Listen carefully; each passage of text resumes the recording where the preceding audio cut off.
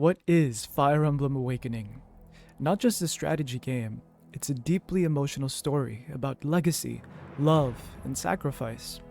It was meant to be an overall revival, or awakening, of the franchise as a whole, but, according to the creators, it was meant to be their last resort hurrah, thinking this was their farewell project. In this video, I aim to briefly summarize this specific installment, breaking down one of the most important scenes in the entire game, Lucina revealing her identity to Chrom. Overall, analyzing this key scene to address its narrative structure, cinematography, music, and relevance to a storyteller.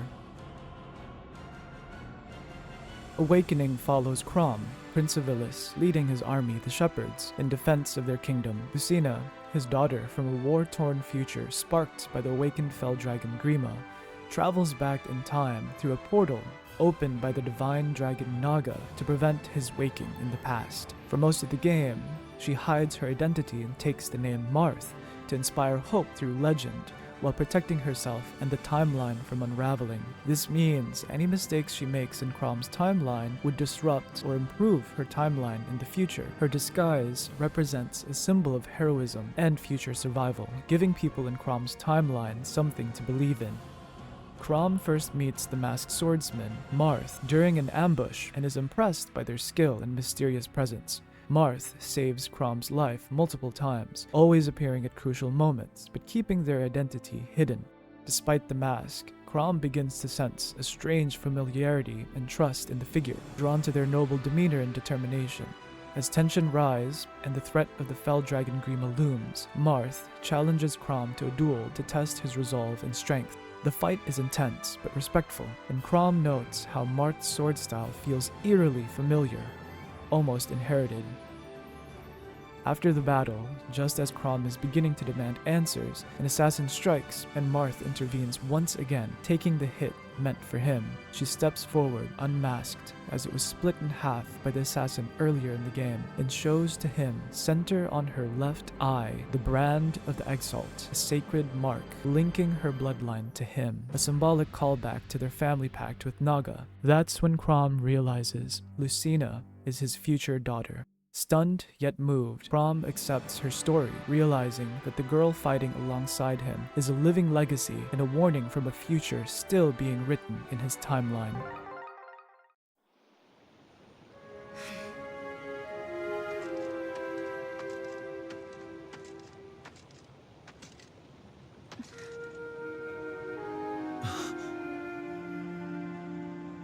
That's the brand of the Exalt.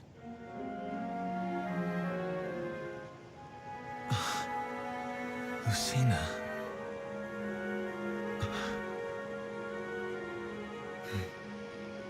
You deserved better from me than one sword in a world of troubles.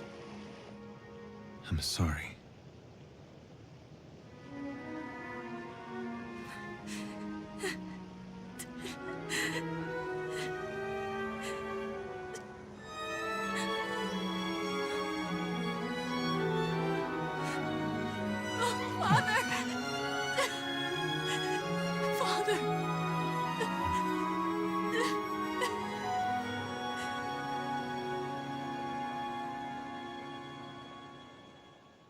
This scene takes place 50% of the way through the game. The scene is just 1 minute 14 seconds long, but it's one of the most tightly edited, emotionally loaded moments in the game. The shortest shots, 2 and 11, average about 2 seconds each. The longest, shot 1, holds on Lucina approaching her father, 10 seconds of raw, quiet tension. Just a subtle camera track of her as she approaches her father's right side. Chrom looks at her, the truth sinking in, and says her name. Lucina. Shot 7 stands up, following with the line, You deserved better from me than one sword in a world of troubles. I'm sorry. A subtle leading with a flute, winds, and strings with sprinkled fermatas meant to reflect the two characters' hesitation to trust each other. Just carefully framed shots, focused on body language and eyes. That line is so important. It's literally the name of the soundtrack playing. It blends motifs from the main theme, Omen, which, by definition, means a sign of things to come, Lucina being that prophecy. The music cascades with all the instruments playing, and like Lucina's tears, wells up, conveying the core emotions of shock, vulnerability, trust, and hope. This moment changes everything.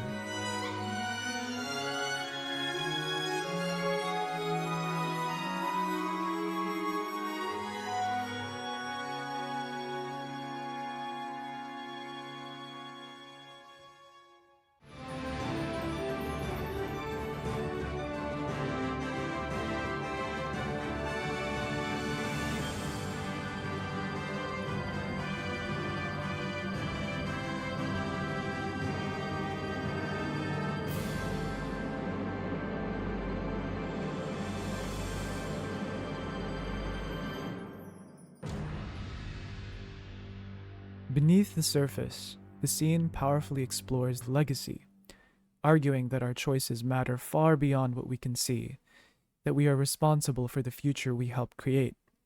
Lucina is living proof of this, shaped by Crom's actions even before he fully understands them. The theme of fate versus free will emerges as she fights to rewrite a doomed future, and the scene argues that hope endures not because the future is certain, but because people choose to act, even when the odds are impossible. Through trust and vulnerability, Lucina risks everything by revealing herself, placing faith in a father she's only known through stories in her timeline. This moment teaches that true strength comes not from hiding pain, but from sharing it. Finally, the theme of hope anchors the scene. Lucina's existence is a testament that hope survives, even in ruin. Her embrace with Crom becomes a symbolic turning point, showing that love and connection can break the cycle of despair, and that the future is still worth fighting for.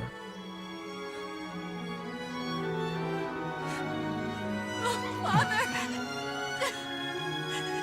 Father!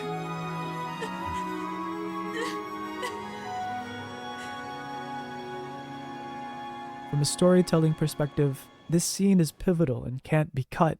It bridges past, present, and future, justifying the use of time travel, youthful character designs, and a graphic art style, giving it emotional weight to the second half of the game. As a 3D artist myself, I'll admit, sometimes their eyes look a little off-center in frontal shots. Could be a rigging and modeling flaw, or a stylistic choice, but it's a minor nitpick. What matters is this.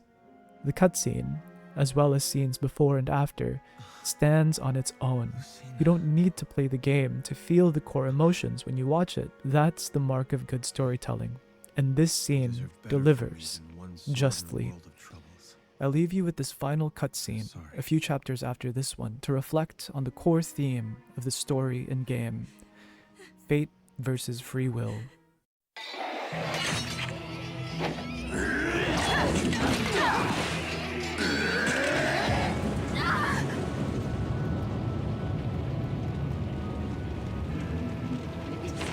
So ends the human race. The future is built upon the past, but your kind shall never see it.